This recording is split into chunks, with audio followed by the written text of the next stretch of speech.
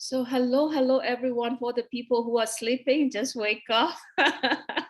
If you're not sleeping, maybe it is nice if you could show us if you can, right? If you cannot, I also understand, right? That is, I would like to, connect a little bit so that everybody knows each other. Hey, Ken, nice to see you here.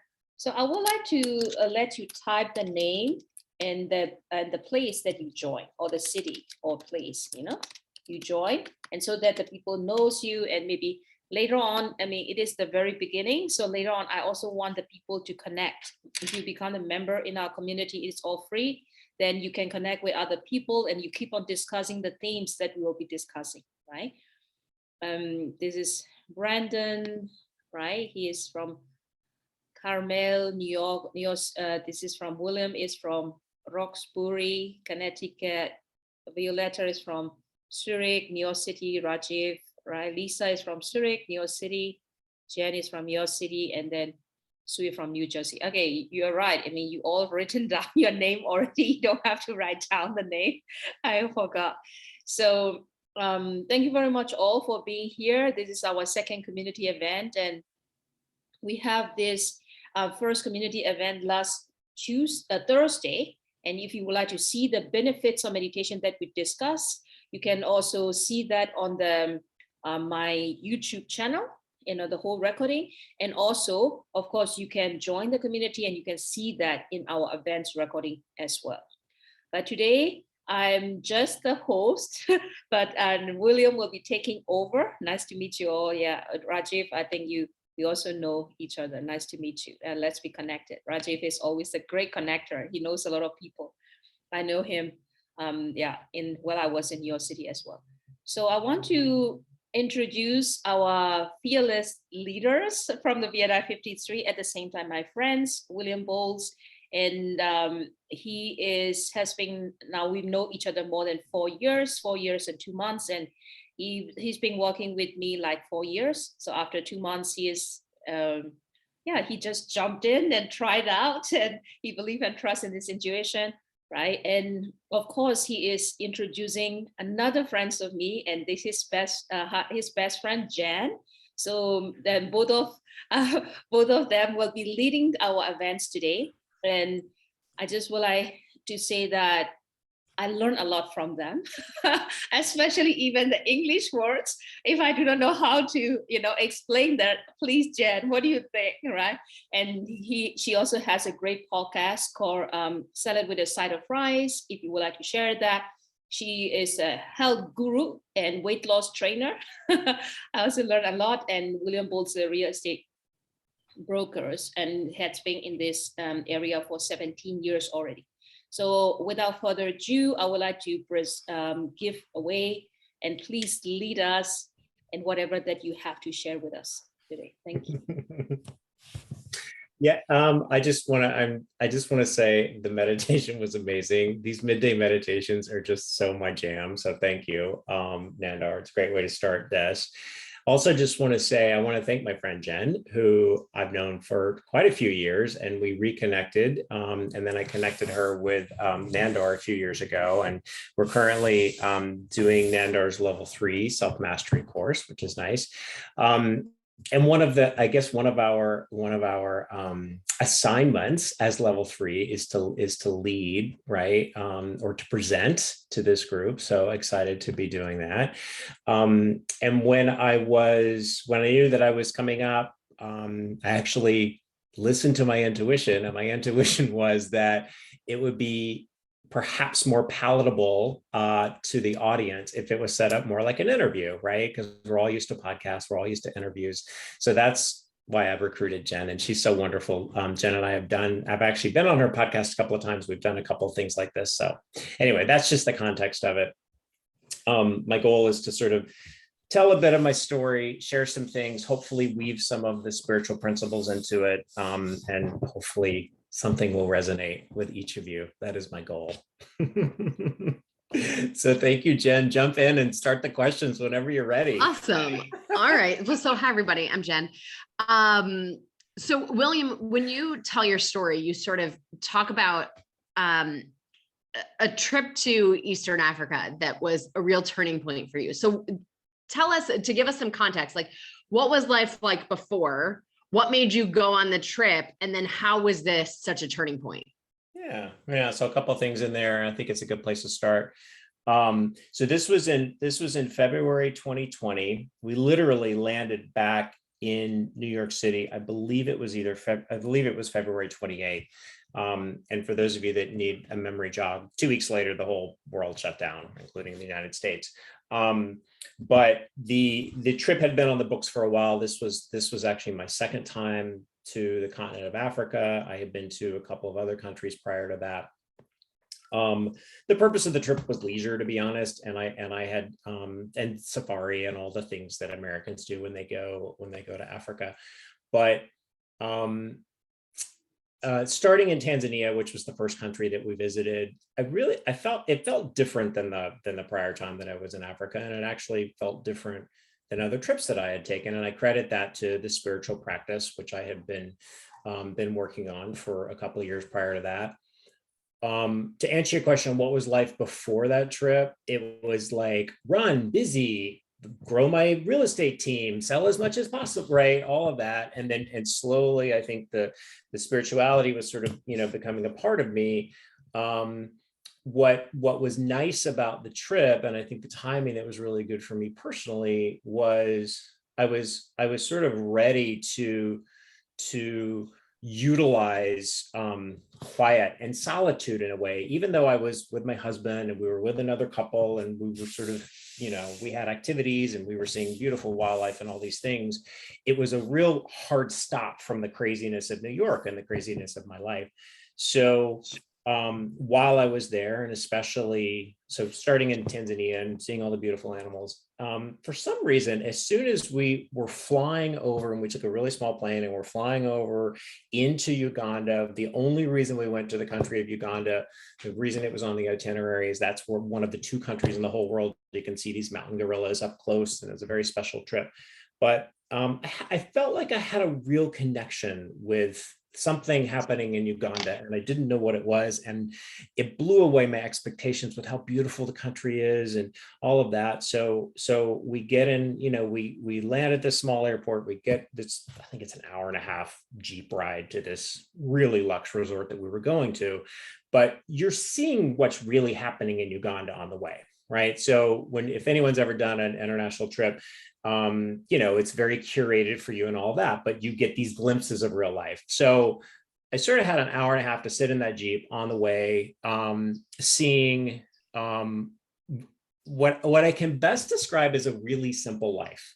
And that is only a compliment and only a positive thing to say, but it resonated with me. And all right, and let me just describe what simple life means. Simple life means people walking on the road with crops that they have raised. Perhaps they're going to deliver them to a market. Perhaps they're delivering them to a neighboring village. Perhaps they're bringing them back to their village, whatever it is. They're in transit with these crops and things. Picture this really just beautiful, verdant. Everything is green. You can just feel how fertile the soil is, and you that, okay, well, that the things that they're carrying was grown in the backyard, right? Carrying to another. It immediately made me think of my childhood when I grew up in East Texas. I grew up relatively simple life, I'll say. So there's some parallels there, right? But one of the things that really resonated with me was that when I was very young, most of our meals were from my grandfather's garden, because he had about 1.5 acres of like a garden in his backyard. And I had no idea how special that was when I was a kid. But every tomato and piece of corn and bean or whatever it was that we were eating was basically grown in the backyard. So this whole Uganda thing suddenly like takes my brain back there. I can feel that simplicity. It really sort of started, I sort of started feeling it here, and I can obviously describe it better now because it's a couple of years later.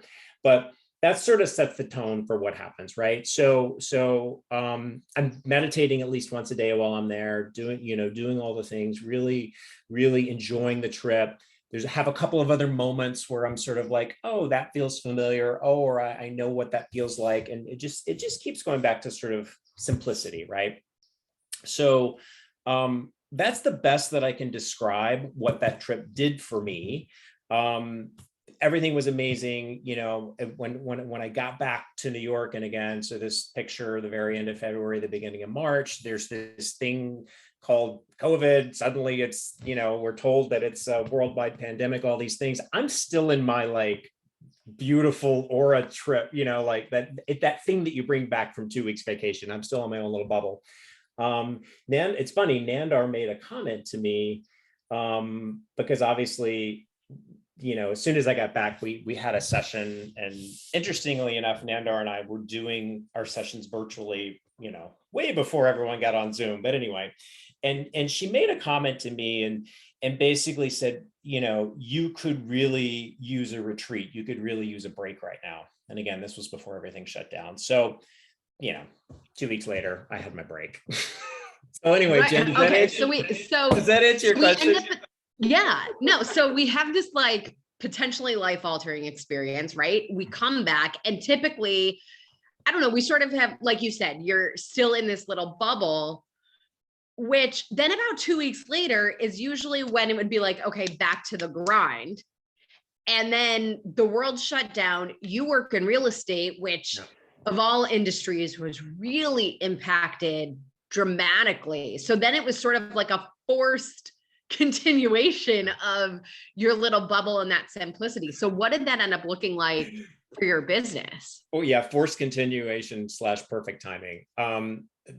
What I say to people when I'm sort of describing, you know, this thing that I lived through is my business literally fell off a cliff. It just like, you know, I was only selling in New York City at the time. You basically didn't leave your apartment, much less go show an apartment to someone to buy it, right? Every building was locked down. New York City was hit the hardest and the first in the United States. So business literally fell off a cliff. Luckily, so I sit here in my house in Connecticut, an hour and a half outside of New York City. We came here immediately. We brought some family members with us. That was going to be our lockdown for however many days or weeks it was going to take. So once we got settled and sort of seeing things slowly unfold, and you have this realization like, ooh, this isn't going to go away anytime soon, like we kind of all thought it was going to at the beginning. It got really quiet. And I started figuring out, because again, fresh back from Africa, knew what that feeling was like. I still felt it inside of me. And one of the things that popped up for me immediately, because I'm lucky to be in a spot up here where there's a lot of nature. There's some similarity, like right now it's almost as green as Uganda, right? So there were some definite similarities. This all was happening in the springtime when you get that beautiful spring green like we have right now, right? And so in the quietness, I immediately felt I want to be here. This is my home. And actually, once I could articulate that, I realized as soon as we bought this house 5 years prior as a weekend house, it felt like home. And even though I love my job and I love going back to the city, and I've been in the city for 28 years at that point, suddenly this felt like home. Now it was acceptable for me to say that. And right. And so I think that was the first big change. And then that unfolded to, okay, well, you know, you eventually are going to have to start paying your bills again and whatever. And so one of the big things that came to me, and I remember specifically saying this to Nandar and how much it really resonated with me, is I have everything I need. And so if I don't sell another piece of real estate or whatever, like it's going to be okay. And that tied right back to the simplicity. Like I felt like I had these extra things that I just didn't need. So I don't know. That's what comes up for me when you ask that question. By the way, Jen, I just want to say, Jen and I totally did not rehearse this at all. So thank you, Jen, for leading me. Yeah. No, it's all good. And I'm going to poke at you on that one because I'm a Virgo. You're a Virgo. Yeah. And it is not easy for us. And I think knowing a few of you on this call or having met before, I mean, we are doers. We are make things happen kind of people. So you might not need anything else, but I also don't picture you, and I know that this isn't how it played out, right? You don't necessarily just sit there and do nothing either. Right. So right. how did you sort of bring these two things together? Well, I don't know if this is where, I don't know if this is the truth and this is what's coming up for me. I don't know if this is what you wanted, but I for the first time mulched the entire yard. I really started connecting with the earth on my property and nature like I didn't have the opportunity to before. And so, and again, tie that back to Africa, tie that back to my childhood. This whole thing that I'm still going through and still trying to figure out what my next steps are in life is, I feel like I'm getting back to my roots. I feel like that, and so what I wasn't sitting around, Jen, and you're absolutely right. I am a doer. So I mulched the entire yard. I started getting more involved with the actual property. I started, opening my eyes to how beautiful it was up here and all these things, because I was now seeing it as, oh, I'm here every day. I don't have to rush around and do just the things that you can get done in 2 days a week. But again, this whole thing that that's still unfolding beautifully for me in my life is, I feel like I turned my back on my East Texas roots for 30 years being in New York City, and I experienced the city and it was amazing. And before that, I lived in LA for 4 years and all these things. But I feel like I'm learning who I really am and accepting that. And there's an openness to whatever is going to happen next is, whatever that involves and wherever that is going to be quite an experience. And I'm really excited about it. Yeah. And I want to come back to your childhood in a second, but like sticking with sort of this post-trip, we're in the pandemic, you're figuring things out, and then rebuilding your business, at that point, like you've been meditating for a while, even before the trip, and then you come back and you've really built spirituality into your practice. And I think this is a really interesting thing that a lot of people go, okay, I've learned these things and I have this business. Now what? And you've really, as you describe it sometimes, brought spirituality into real estate how did you do that? What gave you, how did you even know what to do? Well, I think one of the things that, I had struggled with and with what my why was in life. Right.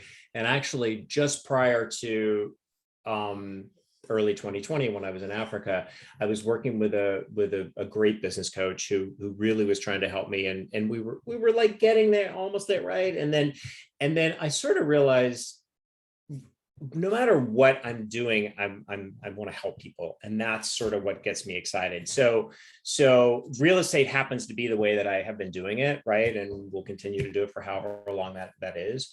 But it's really the helping people. So there's a lot of spirituality that's in there. There's giving, right? I remember sort of understanding, like I didn't get it at first. And then Nandar was teaching us how important it is to give. And, that could mean giving to a charity. That could mean giving a little gift to someone. It could also mean just living your life every day and just, and giving people, helping them get what they want, me leading a networking meeting every Tuesday and just giving as much as I can for that. And so I think that's an example. Hopefully it's one that makes sense to people, but I was doing those things, not even understanding that I was able to sort of give, or that I was giving people things real and not real. Shouldn't say that. Things, things and not things. That's what tangible. Thank you, tangible. So I think as I started learning the different facets of spirituality and the different laws, I started realizing, okay, I'm already practicing some of these. I just need to fine tune them a little bit more. So overlaying that into real estate was already happening and became easier. I'll tell you once I could put a name to them, right, and sort of identify them. One of the things that I've changed in my business. So basically, logistically, New York came back. But then I also got licensed up here. So now I work in both markets. I'm able to, I have teams on both, or part of teams on both markets. So it all works out really well. It fell into place like that because the universe sort of helped me with that. And it was supposed to be that way. But one of the things that because I can't be two places at once, what started resonating with me is like, I'm really attracting the right people to my business. And I sort of know right away, if they're not my people, it just means they're someone else's people, and that's okay. And so I can be more selective with who I work with, right? And I can refer people out or whatever. So that's something, I think that's a direct answer to your question 5 minutes later. There are things that we learn with spirituality that and the laws and things that you can apply to your work and your life and and all of that. Is that what you were going for, Jen? Yeah. And I think it's all of this sort of comes back to like, you know, even what you were saying, like when you were on this trip, it sort of felt like your childhood. And then this home felt like home. And we talk about these feelings or this, you know, you just did what came to you in sort of the next step. And that is, I sort of go back to what you talked about in terms of finding intuition. Yeah. Right. And so how do you define intuition, and how have you learned A, how it speaks to you, and B, how to tap into it? Yeah. So I think how to tap into it is literally fine tune your meditation practice, right? Because one of the things that, and I was just saying this, I think actually Jen and you and I did have a quick call last night. One of the things that I remember when I first started meditating, and I think we have some relatively new meditators on the call ish. I never judged my meditation. So, and I'm just circling back to, there are thoughts in my head when I'm meditating. 20 minutes ago when we were meditating, there were thoughts in my head. I will tell you, the way that I frame that is, I'm not telling myself to do things, but that is a form of intuition, can be a form of intuition. I will also say that I feel my intuition here, it hits here first, and then my brain tries to make sense of it. And that's where I think some of those thoughts that are happening, whether you're meditating or not.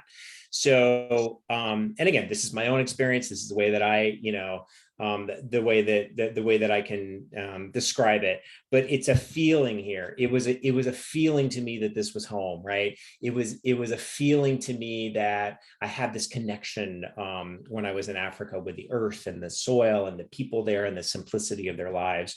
And then your brain tries to catch up and make sense of it. And sometimes it does. Sometimes it catches up pretty quickly, and sometimes it takes longer. So I think, for me, just meditating at least once a day for every day for 4 years, that is absolutely what's helped me with my intuition. I will say this, I had intuition and sort of guides when I was much younger, didn't even know what to call them, didn't even know what they were. But I look at some of the big decisions that I made in my life, and I realized that was my intuition back there. I just didn't know what it was. I didn't know what I didn't know. So I just followed it.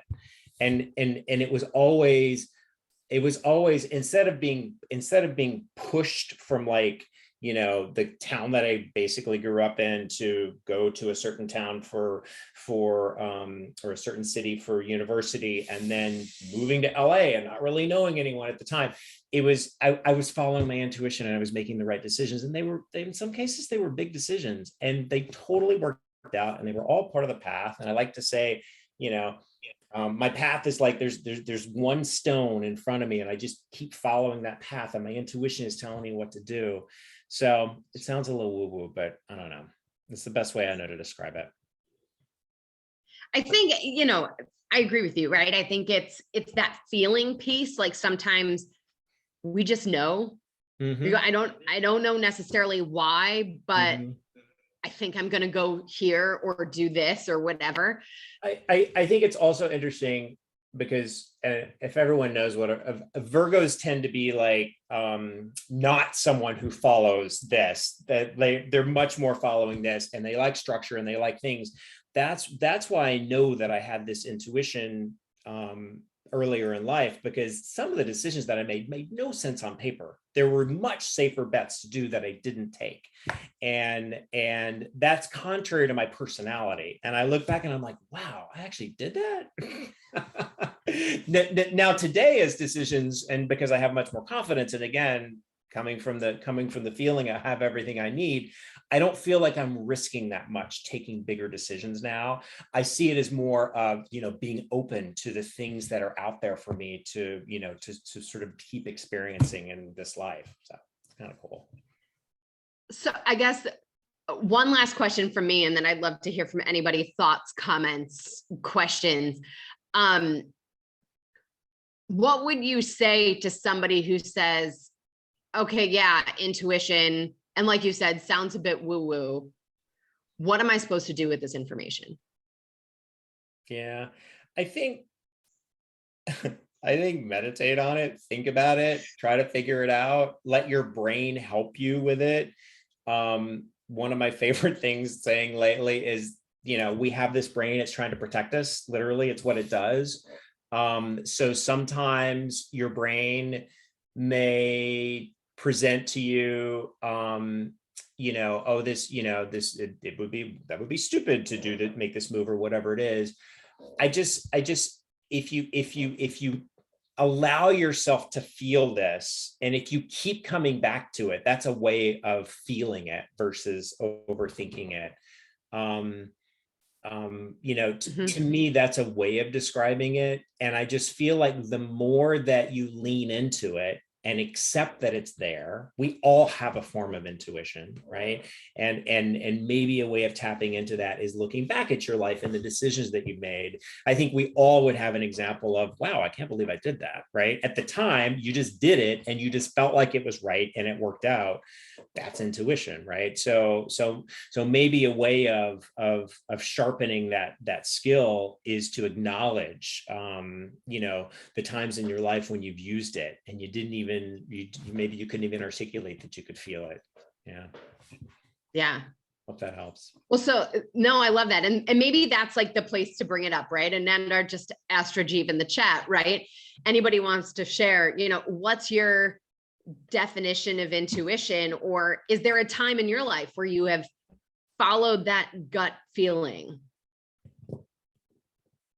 Yeah, William. Rajiv, we're putting you on the spot. I know. It's like, geez, this is like pick on Rajiv time. Okay, it's all good. Bring it.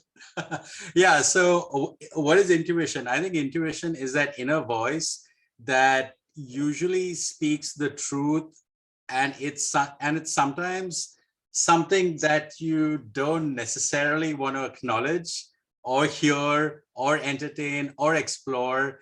And it sometimes can feel very brutal, even harsh, because it's so stark in comparison to what you're thinking you want to do at that moment in time. It's a contrast. And that's why intuition, in a way, sets you straight, because it tells you or gives you a guide as to what is the direction in which you should be thinking, but also what are some of the questions you should be asking yourself to get you back on track, so to speak. So to me, that's what intuition is. And I feel that everyone, no matter to what extent, to what end of the woo-woo spectrum you're on, regardless of which end you're at, whether you're a beginner, newbie, or at the Jedi level master on the other end, like maybe Nandar here, then regardless of which side of the spectrum you're on, everyone has intuition. It's just a matter of whether you listen to it, whether you use it. It's a tool at the end of the day. It's a tool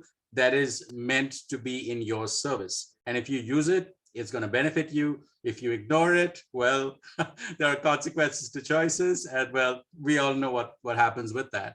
And yeah, intuition is something that I rely upon greatly. It's almost like when I'm in a conversation with a client and I'm sharing a deck, and I know that my next slide is the prices deck. And I just in my mind feel like, you know what, let me just end the conversation right here. Let me just see where he or she is at and then bring up price later on. And it always turns out that when I follow my instinct or follow my intuition or gut, then it always kind of works out that way. And it's something where you kind of have to really use it often enough to know that it's your intuition / instinct as opposed to ego, because there is that distinction. And again, when you use it often enough, you will be able to tell the difference, because both of them are inner voices. Right. And it's meant to kind of help you out. Yeah, it's interesting what you said too, about that often this intuition is what's giving us sort of the contrary opinion to what we think we might want to do. And oftentimes I actually think it's also the voice that says, yes, do the thing that occurred to you. You know, it might be illogical, but do it anyway. You know, like sometimes it's an affirmation, you know, instead of the contrary thought too. Anybody else thoughts on intuition? Questions for William?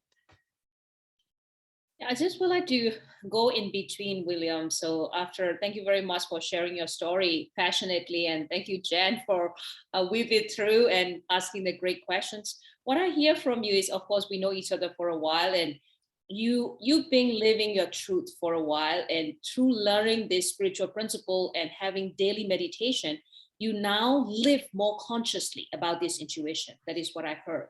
Now you also understand that sometimes like the intuition to take up this action, and we have to understand the nature of our mind and the nature of our higher consciousness and the nature of our limiting minds. So you learn all of those spectrum of different kinds of minds, and also you learn about the universal laws. So it makes you now really confident to make decision why you do what you do, and you also dare now to take, to take the next jump or taking bigger, how do you call it, action. They're taking risk. I mean, it is no more the risk, because you know that that is what the universe is showing you to go next, right? So that is what I heard from you. But it is a good position right now, because I know that Mary Ellen also took my class, and she took a huge leap of faith and did a lot of stuff. And so I want to hear from Mary Ellen. So how did you listen to your intuition, or anything you would like to hear? Because I know that your transformation and huge changes. It's a good question. I'm not sure I know the answer. I think just the pause that meditation gives you, right? It's okay to stop, even if it's for a minute. And then, like William said, then you're able to tap into and listen to your own voice. Very good. Anyone would like to share, or Brandon, or if you have any questions, Jenn, I'll give it back to you. Or any questions, or Sue, would you like to share? Sue, I think, was going to say something before. Yeah, you can tell. Tell me. So to me, it's like with the voices and the intuition, not the voices, but your guides, right? They're, if you're listening and you allow your mind to be quiet enough, which the meditation or just mindfulness in general, or willingness to be in silence will bring you, then you can hear it and it gets louder. So what's happened in the past for me is I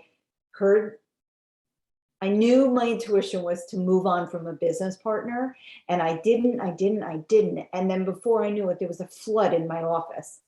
And so then we had to move out of the office for months, and then I worked from home, and then I still came back, but I kind of negotiated better but I stayed.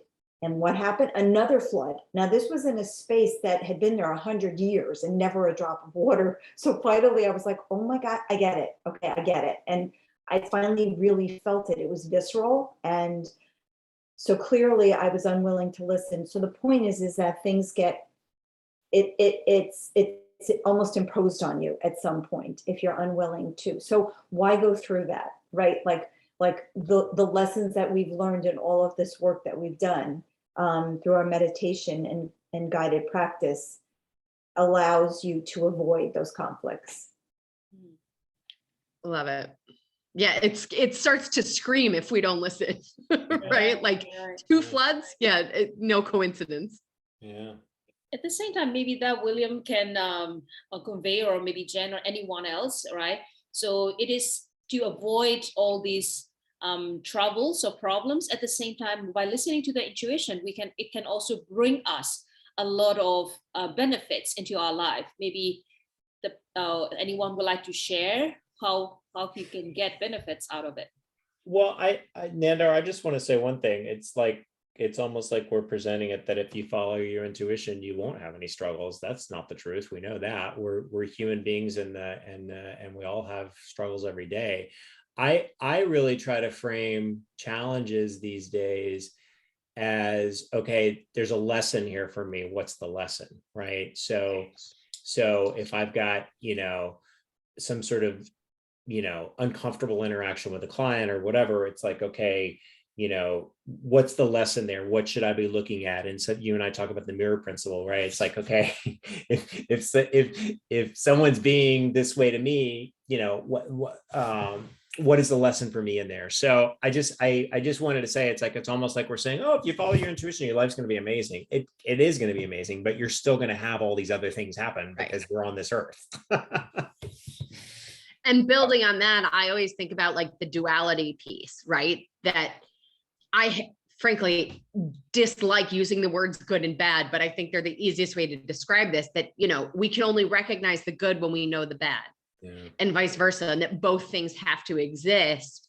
And so following our intuition, we're maybe noticing small nuance. And so maybe things aren't as dramatic as 2 floods or, or things like that. But I think, William, like you said, it doesn't mean that there isn't ever struggle or challenge, but that I think we operate differently through it. Yeah. That is exactly beautiful. Yeah, that is very beautiful.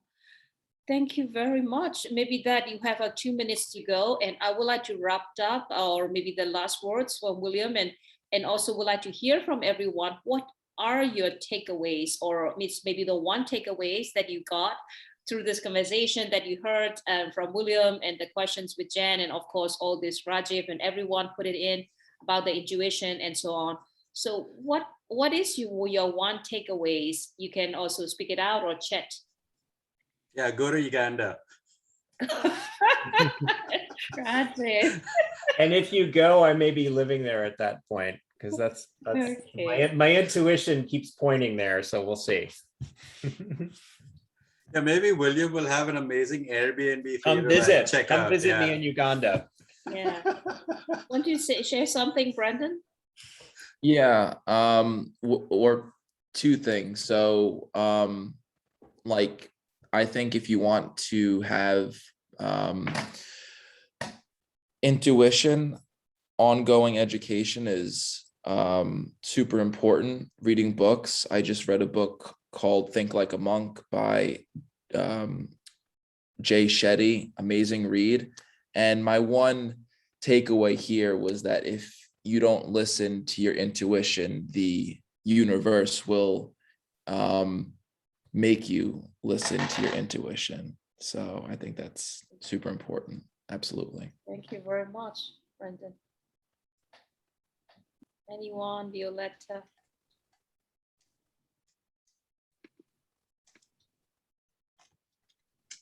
Want to share something, Violetta? No? Trust your intuition. This is my take. Great.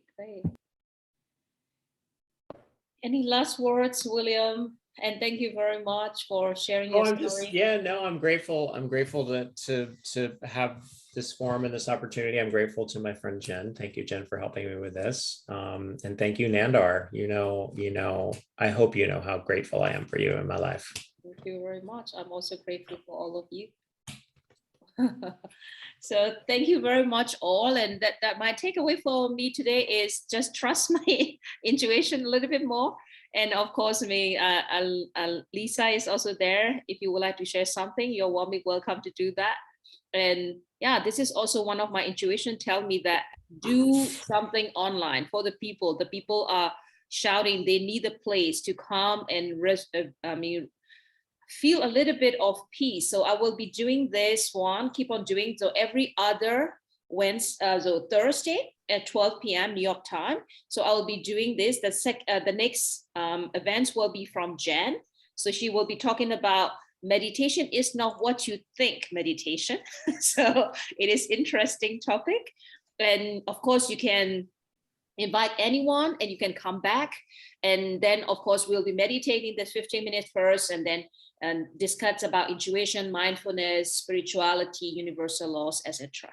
So with that, I thank you so much for your energy. I feel the vibration and love spreading to the world with this group, and see you next time.